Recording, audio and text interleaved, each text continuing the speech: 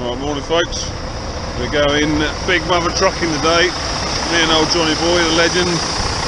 We're going to do a bit of tankering. So Johnny's going to be on that one, the W Reg, 8-wheel rigid. And I'm going to be on this one.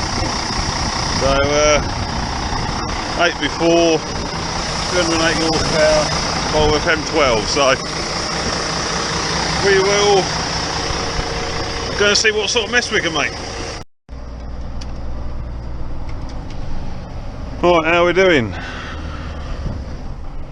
We are, as you can see, we're tanking today, me and big Johnny Boy. He's on the W Reg, our oldest truck. I'm on our 52 plate Volvo FM. They're both FMs, both sleeper cabs. The one John's in there is a 340, and this one is a 380. So this one's quite a pokey little motor, this one. And these are both ex-tippers. Both these trucks are. We bought them as 8-wheel tippers. This was I think a Lafarge lorry, if I remember correctly, and that one behind me was a Hanson lorry. And we took the tippers off the back and mounted the tanks on them and all the pumping gear and that. It was very hard to get hold of second-hand sleeper cab 8-wheelers, tankers. So that's what we used to do to get a sleeper cab tanker. And I used to enjoy doing that actually. On that one behind me, I had to build a complete separate sub chassis to go on the chassis of the lorry, because the feet on the tank were considerably, I think they were, I'm pretty sure they were a lot narrower than the chassis rails. So I had to make a sub chassis for that. It took quite a while to do, cutting all the feet out of the tank and box section lattice chassis that I mounted to the chassis of the truck, and then I mounted the tank to that. This one here was a bit easier. The chassis rail lined up perfectly with the feet, so I just had to make mounting brackets and fit all the pumping gear on. But that was about, we had these about 6-7 years now, must have done, maybe even a little bit longer.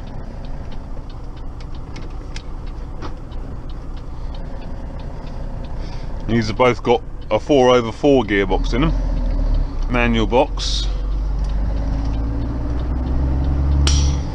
which are a lot simpler than the 12-speed in the straw lorry. It's quite simply just a 4-speed box with a range change. So you got a normal H pattern 4-speed gearbox. So you got 1, 2, 3, 4 in the low range. Then you click the button up into the high range and you start in position 1 again. 1, 2, 3, 4, which is actually 5, 6, 7, 8. So it's a really simple box. And like one chap did say about the boxes on the carting the straw to the power station video, on the manual box of the Volvos, the cable boxes like these do tend to be a bit stiff, and again these are quite a stiff box to operate. That's the only downside to them, especially when you select reverse. Reverse is, you've got to push it away from you, and it's it's pretty tough really. And this has had a couple of I did put a couple of cables on it a couple of years ago now.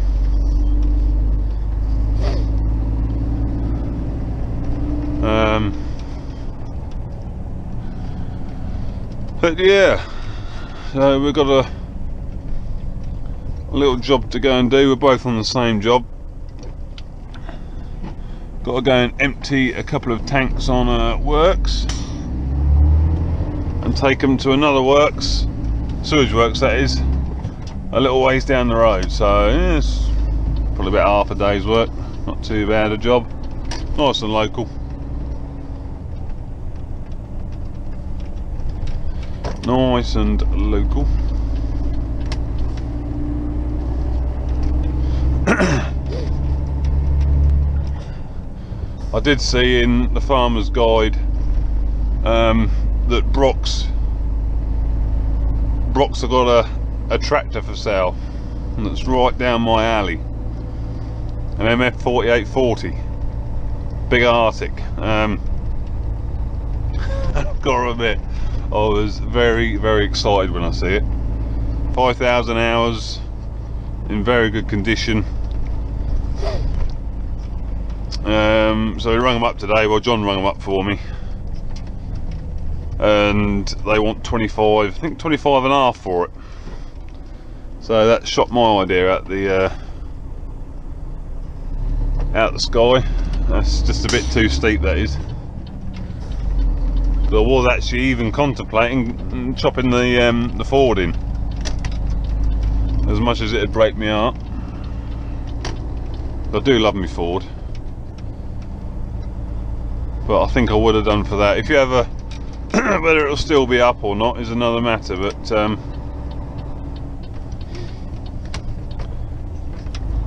if I get this video up tonight, you have a look on Brock's website, you'll see it on there. And yeah, it's just a nice tractor. Oh, no, I was going to let you through, mate, but you didn't look.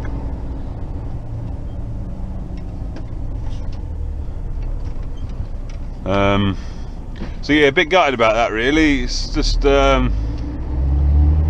if it's 15 grand I might have done something, but 25 grand, well yeah, I think I'd be moving back in with Mum. I don't think Liz would have Liz would have put up with that particularly a lot. When I was talking to her about it last night, she was very quiet about it, so you know, she wasn't too keen on the idea.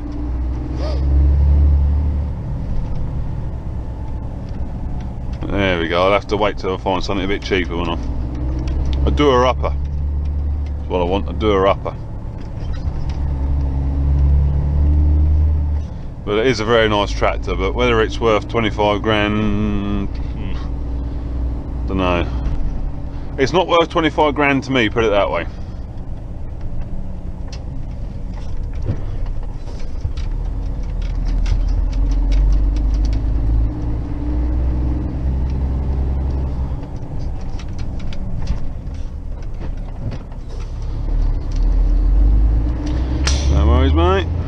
Bit tight for two trucks over this bridge, sandy railway bridge.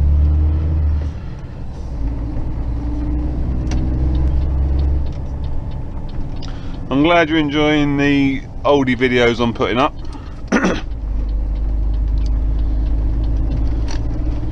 I've got quite a few actually that I've not made videos out of. Probably not the most interesting thing. It probably make it a bit more interesting if I did a little commentary over the top, like that combining one. It wouldn't have hurt to put a bit of commentary over the top, I don't think, because maybe a bit boring just looking at it. But I should get me adapter for my microphone this weekend, so we should be able to do some good quality narration then, hopefully. That's the plan anyway. That is the plan.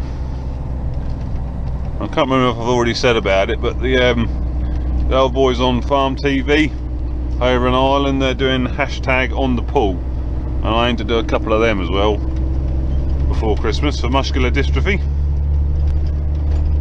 That looks like a good laugh, and do a little donation.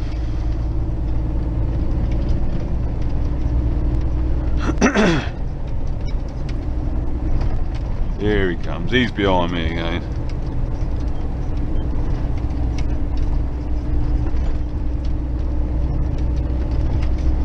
Yeah, so I don't know, I've not had nothing to do, getting back to them, that Massey Fergie tractor, that 4840.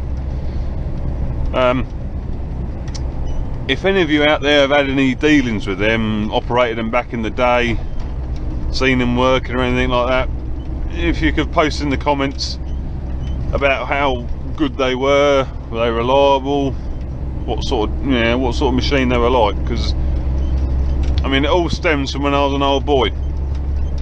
My dad used to work in the farming job, but he had to, as early as I can remember, he had to give up to look after my mum. So because my mum got ill, so he had to stay at home and look after her. So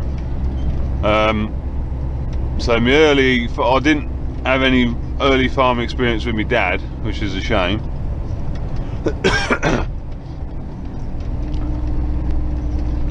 But all the farmers that time, you know, around then, that era, which was I was born in 1981, so we're talking obviously the 80s. It was Ford TWs, Ford FWs, and a big, well, I can't remember if it was a 4840 or a 4880 what they had, because I was obviously only an old boy. But in the backfield, they used to disc it every autumn with one of these big Massies, and I always remember the sound it used to make. There used to be a real stiff bit of ground just past the back of my garden, and the sound it used to make when it hit that stiff bit, oh, it's making the hairs on the back of my neck stand up at the minute, lot. And that's where it all stems from. You know, it's a bit illogical, really, why you get these sort of cravings. But that's where my sort of craving for getting a Ford TW come from, and indeed the FW or the Massey 4800. So that's where it all comes from. And obviously I was only an old boy at the time, and I've never seen one since, not with my own eyes. So all I can remember is what that one used to be like, and yeah, that was some beast of a tractor, that was. That didn't half growl when it hit that stiff bit. Yeah, brings back fond memories, it does. Very fond memories. I remember I used to run out the front of the house if I heard a tractor coming down the road, and I used to stand at the side of the road, put my thumb up, and the old drivers always used to put their thumb up back. And I did go out with one of my mates one summer holiday, and we went down the fields and that, having a wander around and that, up to no good probably. And we come across the big FW30 with he got probably I think it must have been probably about a 9 for our dowsel on the back. Plowing. I remember me and my mate, whose name was Darren, we watched him for about 10 minutes, and then and he stopped at the headland and beckoned us over, he did. So over we went, and we had a ride in there with him. I remember that very well. Yeah, I remember that very well. It was, that's the one and only time I've ever ridden in one. That's probably another reason where the bug, where the bug comes from. Yeah, I don't know if it's just me or what, but yeah, it just brings back happy memories of your childhood, doesn't it? Well, it does for me. So, and you're sort of in the position now when you get older to buy these things, so why not? I get a huge amount of enjoyment out of running my TW. I've got to say that'd be very hard letting that go now. I'm really quite attached to it, even though I've only had a couple of years now. I'm really quite attached to the old girl. I'll be very sorry to see her go.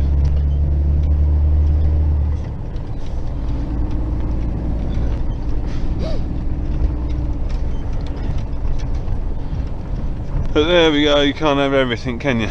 I just have to keep holding out, see if I can find a cheap one that's not in such good condition that I can do up. That's the idea as well. It's gives me a lot of pleasure to tinker with them and get them up into good condition, which I was quite lucky with the TW. It was in good condition when I got it. It needed a few things doing, and I've got it into a state where she's in, I think, pretty tip-top condition. She's a fair tractor lot. I'm in the middle of well, I have to admit, Big Steve, he's took the steering pipes off for me, because I've been busy on the trucks for the past week or so, week and a half. I've not been at the yard at all, so Steve's whipped the steering pipes off the Ford, and John has said he'll get some new ones made for me, and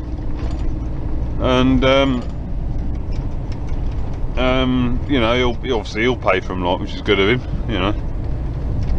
Good of him. But you know, the old Ford, she did do quite a bit of work this summer. She must have cultivated 300 acres, I think. So yeah, she certainly earned her keep. You know, I haven't took no money off John for running it, and I was, you know, I said, you know, I didn't want to. You know, he puts the diesel in it, and I get the enjoyment of running a lot, you know.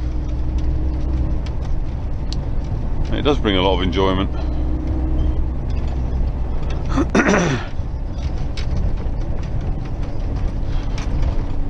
Right, now getting on to a couple of questions that I have actually remembered. One of them is about the ploughing video I did, the Q&A with Steve ploughing in the 3230.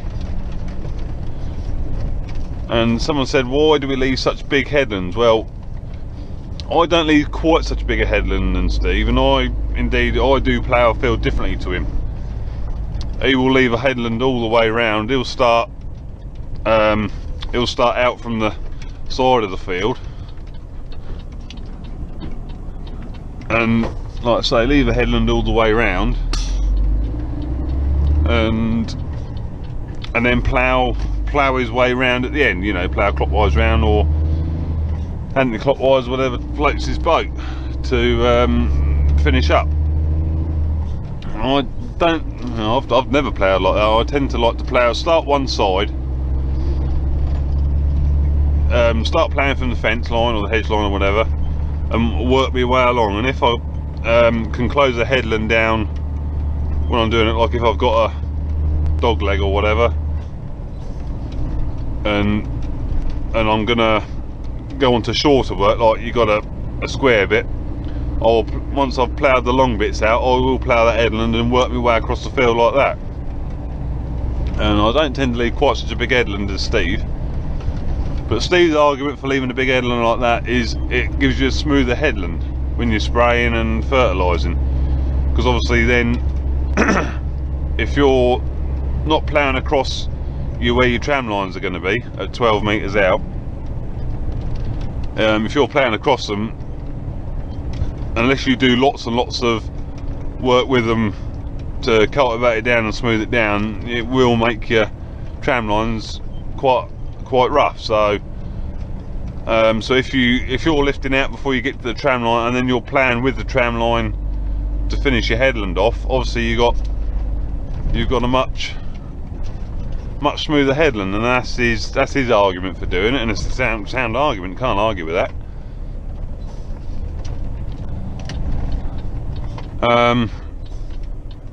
But I don't tend to leave quite such a big headland. I'll leave myself enough room to pull out and turn to the right or the left without having to take a shunt. So you've probably seen on my videos, I'll pull out, lift up, pull out, turn right, back up, spin the plough over, and then come back in. So you're only doing one shunt, and that's how I tend to plough. Although I did very little ploughing this year. It's a shame. I do like to do a bit of ploughing. I wanted to do some of the Ford as well, but we not got a plough to go on and out at the minute.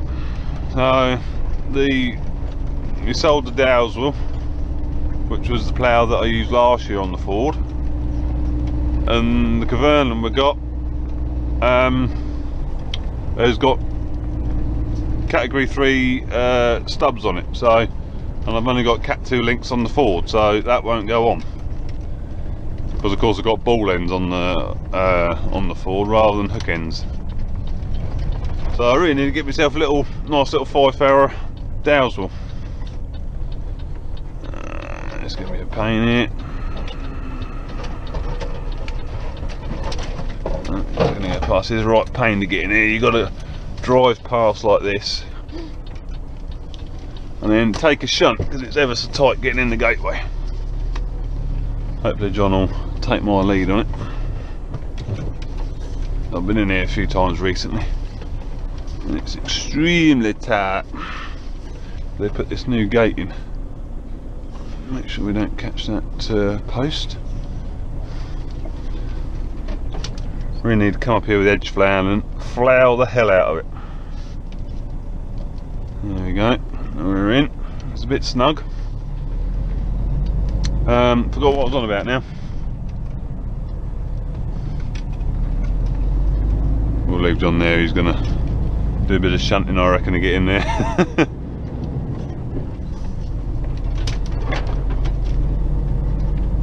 But yeah, that's why Steve plows like that. No, that's what I was on about, wasn't it? I was on about the dowsel. So yeah, I need to get a nice little 5-furrow dowsel, I reckon, for the Ford. The old dowsels look right on them, if you know what I mean.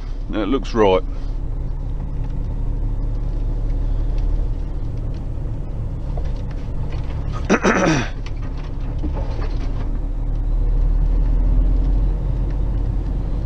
Right, typical little sewage works track this is, nice and tight.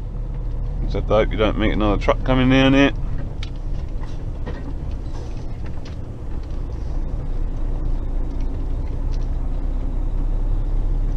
You've got a big ditch to your left so you don't want to fall off. Right, we better go. We're here now, so that is that, as you probably heard, was Big Johnny Boy on his old air arm. Both loaded up, we double loaded. Both got about 19 tonne of sewage on board. Right, we're going to go and head to the tip site, which is another local sewage works.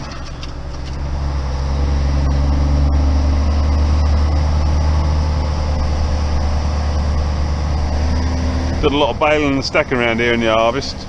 That field there we baled, and the field's over the road here. When we come to the road we baled. Then we had a stack just up there and we were carting all out of here down this little road.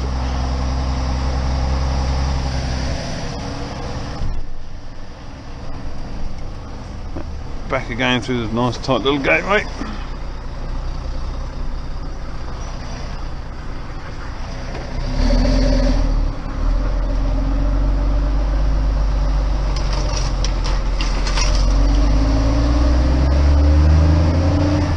See, now we pull off in second gear now that we're loaded it, straight up into third, then into fourth. We're still in low range at the minute. We have to keep a, yeah, poor old air's got run over there. That weren't there when we come. Let it clamber up the other bit, then we click the old range change up into fifth, which is in slot where number 1 should be, and into 6. And we've got a van coming.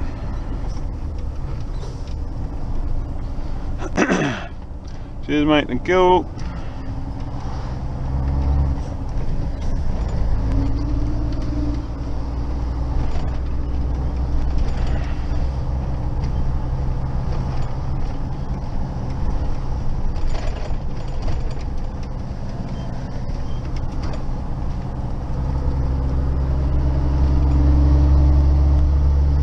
It's the first time I've done a bit of trucking with with John for a while.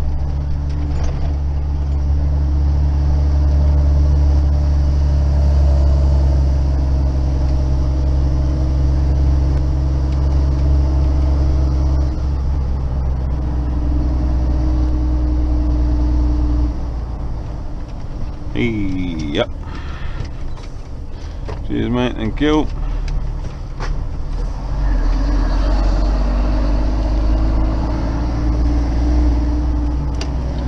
Yeah, I've had a message back from the missus now. I told her how much that tractor was, how much that tractor was, and the reply wasn't positive. So yeah, don't think I'll be getting that. Don't think I'll be getting that old Massey. Never mind. Never mind.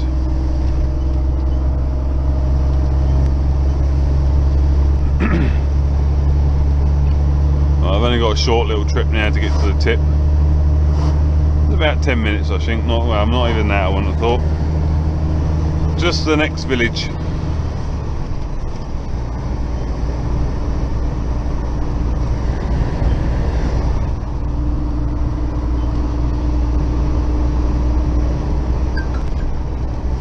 Yeah, there's my old rain alarm by the sounds of it.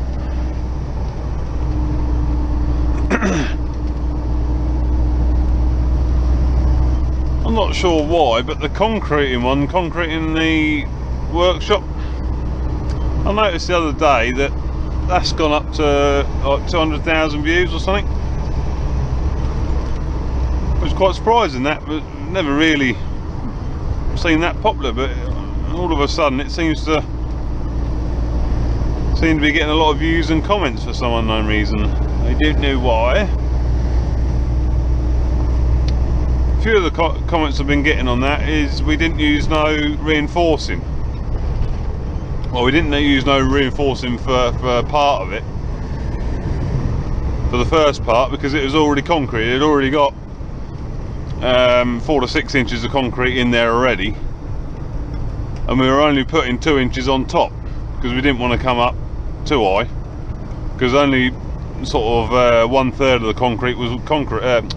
1/3 of the workshop was concreted. So for the first 2 pours we done, we were only putting on 2 inches on top of what was there. So there's no point putting reinforcing in for that. But for the other 2/3 that wasn't concrete, that wasn't originally concrete, that we put about 6 inches on, we did reinforce it. So that explains that, hopefully. And the reason we didn't use cement trucks on that is because we managed to get them pallets, a real good pallet price for them bags. And we also managed to get the ballast at a very good price, much cheaper than, so we have, even with the labour, the extra labour and obviously the time that it cost, we managed to make quite a saving on what it would be for oh, he's cocked that up. You can keep coming, mate, you can keep coming. No, he's not going to keep coming. On what it would have been to get cement trucks in there. Cheers, mate, thank you. So they're the reasons we got good prices on the cement and the ballast, which enables us to do it quite cheaply. So, but when we done the grain store, I missed a trick there really. I should have filmed all that. When we done the grain store, we had a concrete pump in for that, and we had, well, I don't know, 15 load trucks in, about that. And we poured that in one day. Don't really know why I didn't do any filming there. Probably because I was so busy. So but yeah, that was interesting. And we got 2 of the power floats, power plane. Oh, I can't remember what they're called now. Power planes, magic planes, or whatever they are. We've got a ride on one and a couple of hand ones, and it would have been interesting watching all that, but again, quite why I didn't do any filming on that, I don't know, because it would have been interesting. But there we go, never mind.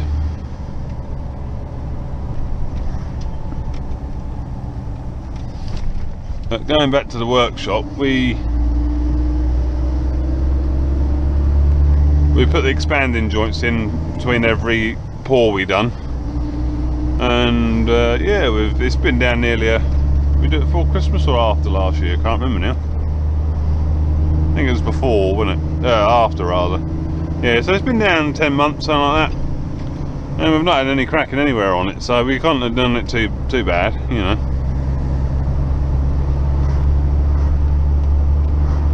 Couldn't have done too bad a job at it, I don't think.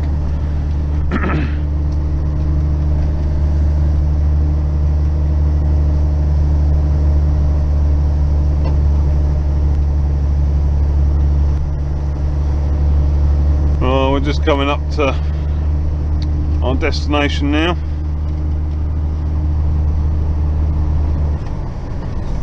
There you go, Mr. Cott. Run for it, mate. Yeah, unfortunately I won't be able to show you on site because these big companies tend to be a bit funny about filming their sites and that, and don't want to get John in trouble, so we'll have to stop filming now. And you'll have to imagine what we get up to here. So, alright, I'll see you later.